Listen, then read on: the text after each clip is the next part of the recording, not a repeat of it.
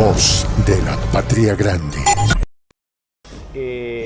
No, hay que decirlo también, creo que no se desnazificó lo suficiente en estos países, especialmente en Alemania, y lo que vemos hoy con personajes como Merz, como Annalena Baerbock y como otros funcionarios que incluso en algún aspecto parecen reivindicar el pasado nazi. Creo que desgraciadamente tal vez estemos a poco que eso ocurra, tomando revanchas miserables contra héroes, verdaderos héroes que hicieron hazañas sobrehumanas para liberar, como vos muy bien decías, media Europa. 600.000 soviéticos dieron su vida para liberar Polonia y hoy se le paga de este modo. Creo que eso da una lección histórica en el aspecto de que a la hora de derrotar estas ideologías nefastas no hay que dar el brazo a torcer, y como dice hoy el presidente Putin, hay que lograr una paz en la agresión de la OTAN contra Rusia en Ucrania, pero solucionando de fondo los temas que llevaron a este conflicto. Claro, y allí es cuando muchísima de la prensa, el mainstream, ataca como propaganda el tema de una desnazificación de Ucrania. ¿Es tal el nivel de la presencia todavía de estas ideologías cuando al propio Stepan Bandera, que peleó del lado de Hitler en contra de la Unión Soviética, pues lo endiosan al punto de libertador, ¿no? ¿Cómo ver estos rezagos, digamos?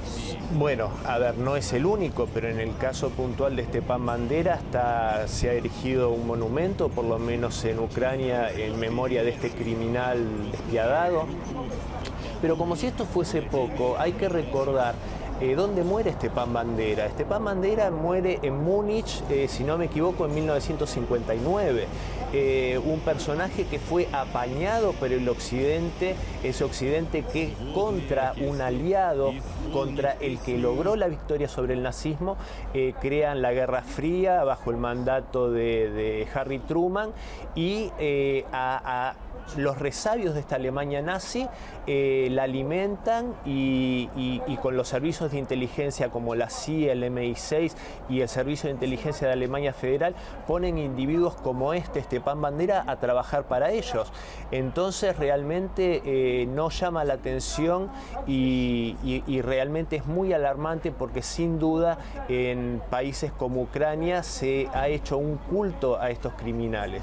Justamente allí los autores de las ciencias sociales dicen que hay que leer los intersticios, los intertextos. Allí había permanentemente esta rivalidad con la Unión Soviética por asuntos ideológicos, y casi que no se elevó la apuesta por apoyar a los soldados rusos. Quizá esta alianza fue por la fuerza de las circunstancias, pero la Gran Guerra Patria se peleó aquí con ese nivel de vidas perdidas. Por lo menos 19 millones de civiles se sacrificaron, y bueno, parecería que había este signo, ¿no? Querían que la Unión Soviética caiga y por tanto el castigo fue para todo un pueblo. A ver, es tan cierto lo que decís, que de hecho a mí me apasiona la historia, y en el periodo de entreguerras se ve claramente cómo de parte de las potencias occidentales, hay que decirlo, especialmente el Reino Unido y Francia, hubo un apañamiento del nazismo, porque tenía personajes como Chamberlain la esperanza de que la Alemania nazi fuese un ariete que pudiese destruir a la Unión Soviética. Esta situación también hay que decirlo, porque yo creo que hay que ver la verdad histórica en toda su amplitud, y yo diferencio siempre la figura de Franklin Roosevelt, el cual considero que fue un sincero amigo de la Unión Soviética, y sí cambiaron las cosas a su fallecimiento, y creo que realmente se logró un momento de amistad y de sincera cooperación entre la Unión Soviética y los Estados Unidos. O sea que no ver esto es desconocer que también puede existir la colaboración en un futuro, inclusive entre Rusia y los Estados Unidos.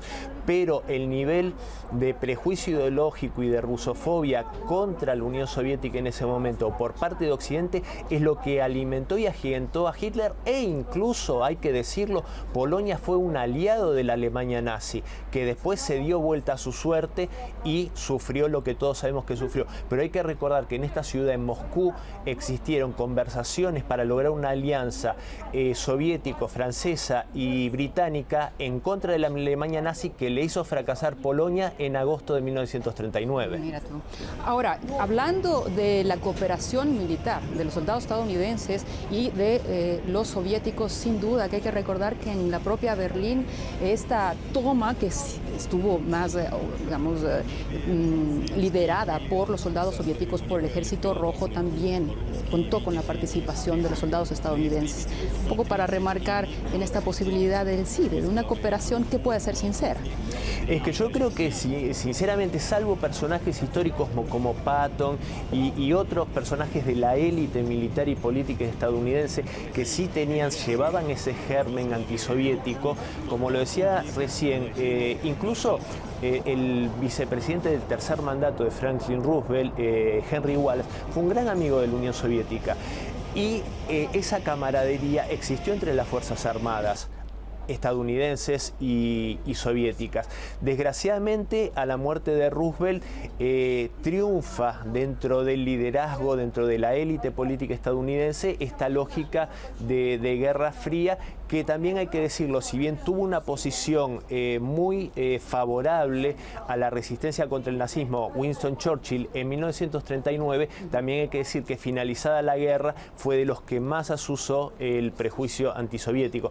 Entonces, la historia hay que mirarla en toda su magnitud para realmente aprender de ella. Ahora, justamente este germen de odiosidad permanente hacia entonces la Unión Soviética, pero también ahora contra Rusia, puede haber precisamente desarrollado al punto de cosechar este nivel de relatos deformados, de intenciones de torcer la verdad. Es decir, ¿hay rusofobia detrás del revisionismo histórico? Por supuesto, yo en diferentes charlas que doy, cuando hablo de la rusofobia, pongo de ejemplo 3 imágenes que atraviesan diferentes etapas de la historia rusa.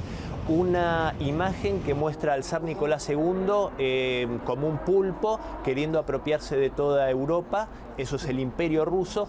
Otra en la que el pulpo pasa a tener la cara de Joseph Stalin, y una tapa de la revista The Economist donde el pulpo ya tiene la cara de Vladimir Putin. Esto nos demuestra, como yo digo siempre, poca imaginación por parte de la propaganda occidental, y también que el problema no ha sido ni el Imperio, ni la Unión Soviética, ni la Rusia actual. El problema es el afán que tiene Occidente, especialmente el mundo anglosajón, de dominar Rusia y desmembrarla para apropiarse de sus riquezas, e incluso hay motivos religiosos que tienen que ver con la cristiandad ortodoxa.